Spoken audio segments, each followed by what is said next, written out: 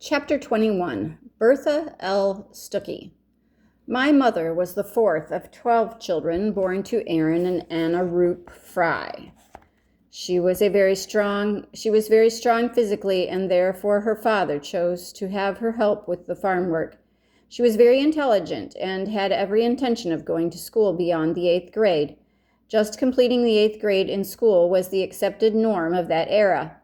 Her next older sister, Iva, had gone through high school and then had been allowed to go on for additional training in accounting.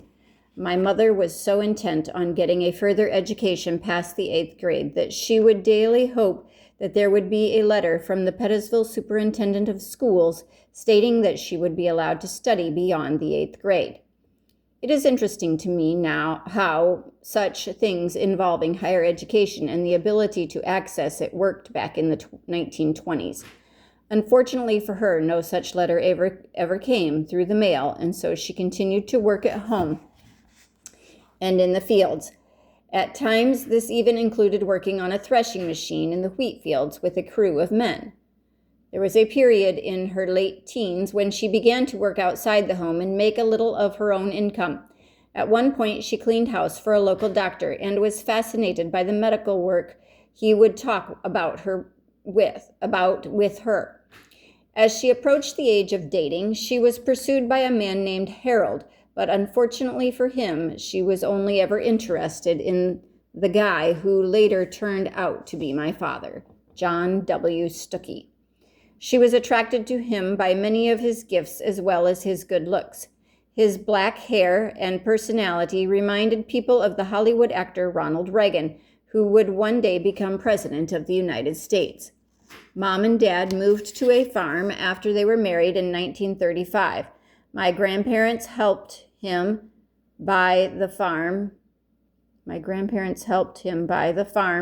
And were by the farm where the four of us kids were raised. It wasn't so much a Stuckey square mile, as I stated earlier, but more like an L-shaped string of farms. My Uncle Chauncey was at one end of the L, and we were closer to the middle of the L. Then progressing to the other side of the L shape was my Uncle Orville's farm, and then at the far end of that side of the L was Uncle Otto and Aunt Alta's farm. On a Sunday afternoon, when farm work didn't call, we all lived close enough to get on our bikes and ride a short distance, and we often had enough kids to make up a softball game or some other fun activity. For mostly business reasons, my father raised turkeys. It wasn't so much that he loved turkeys, but the fact that it made financial sense to raise them. He had figured out that he was able to fill out loads on the bulk feed. He was able to fill out loads on the bulk feed truck meant for other customers with feed for our turkeys. This avoided the added cost of trucking the smaller amounts that we needed in a separate load. When they were young poults, turkeys, Mom did a lot of backbreaking work, feeding, watering, and just generally taking care of the turkeys.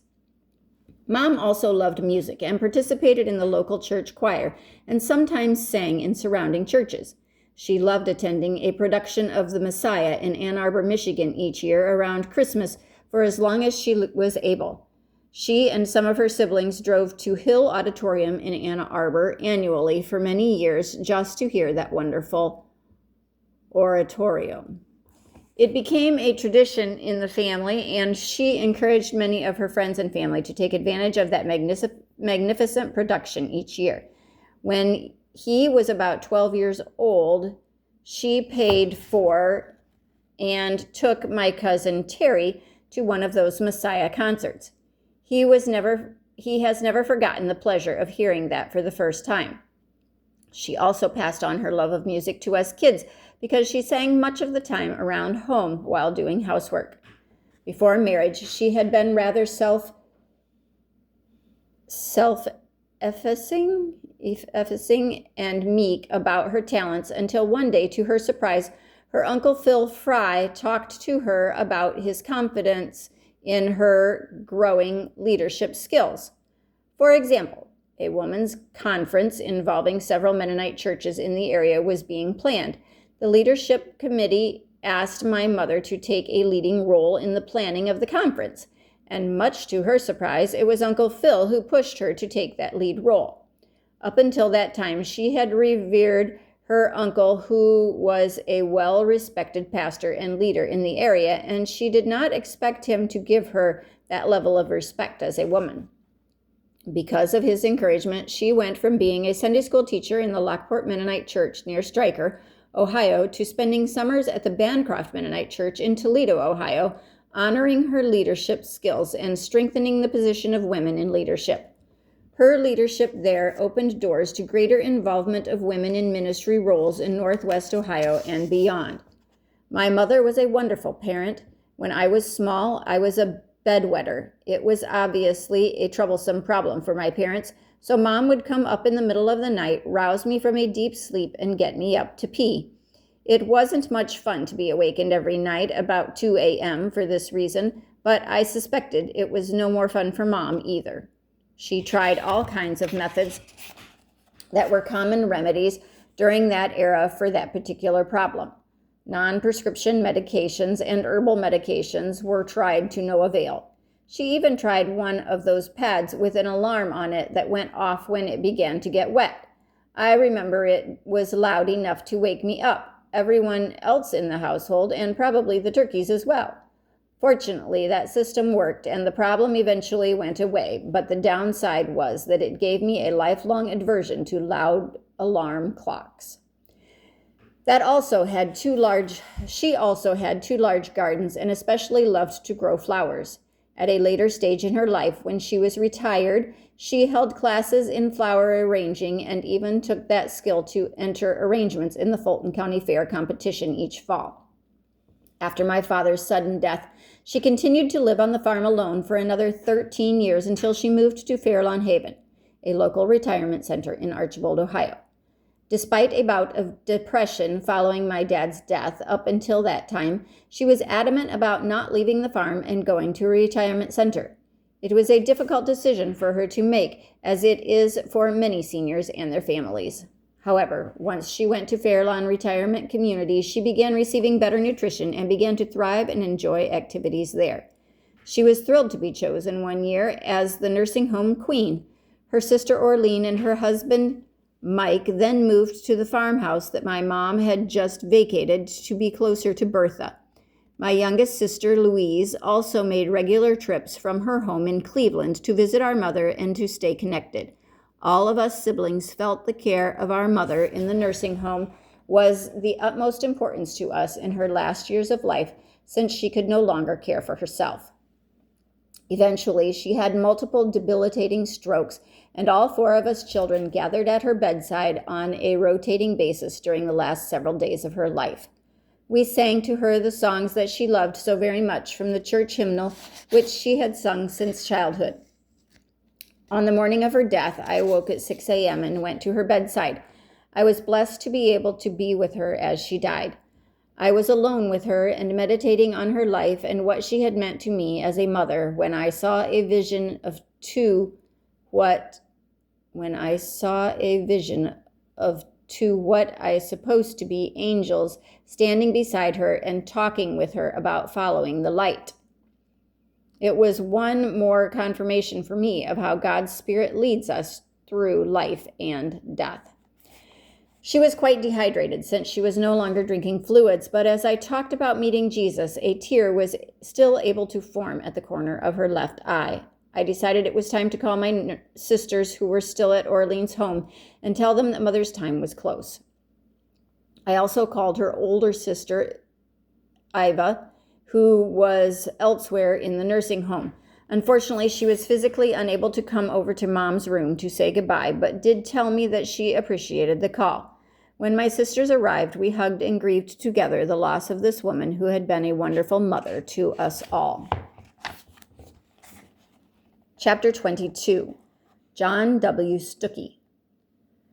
The deaths of my parents and siblings have had a great impact on me. My father died in 1979, and by today's measures, a longevity today's measures of longevity, he passed prematurely at a young age, just a few days shy of 68.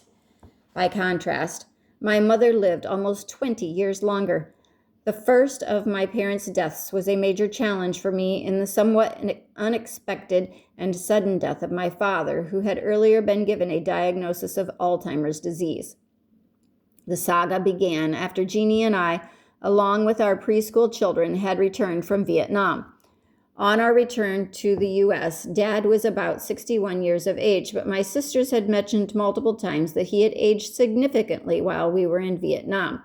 We all assumed that it was related to the stress of worrying about the safety of Jonathan, Sarah, Jeannie, and me.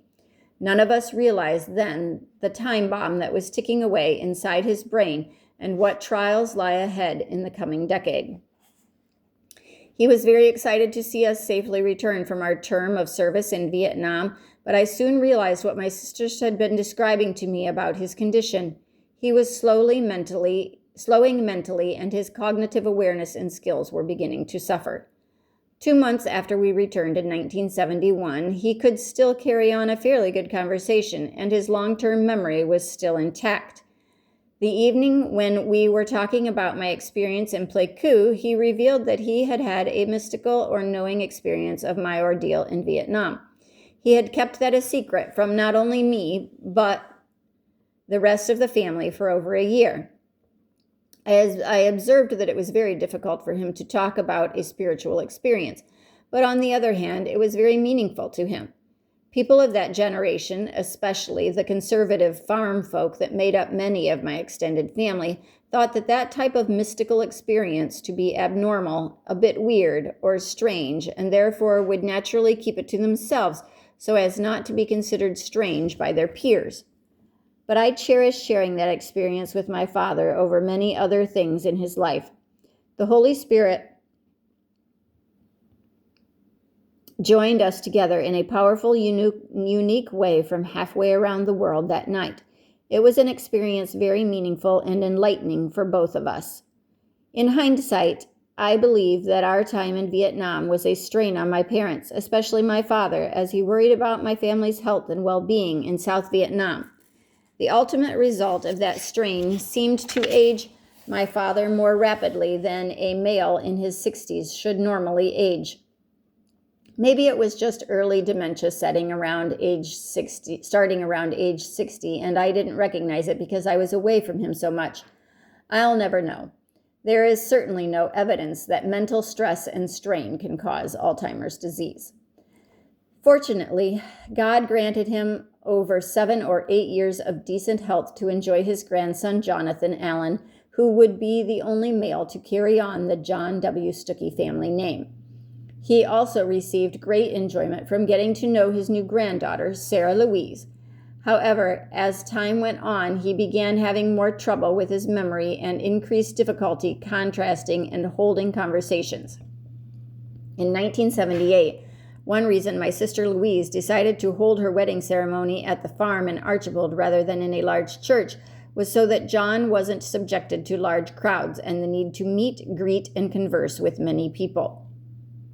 The eventual final diagnosis happened while we were in Boston on leave from Oak Lawn Medical Center from 1978 to 1979, when I took a study fellowship in school function at Boston Children's Hospital. This included studying issues of school-age children, which include, but were not limited to, academic, psychological, and developmental issues, as well as ADHD and learning disorders. During that year, Jeannie studied at Northern University to earn her certification as a pediatric nurse practitioner. For both of us to be fully involved in our separate training it mandated that we live in community with 2 other couples who also had children. We soon found that we were able to share childcare and coordinate this important necessity into all of our busy schedules.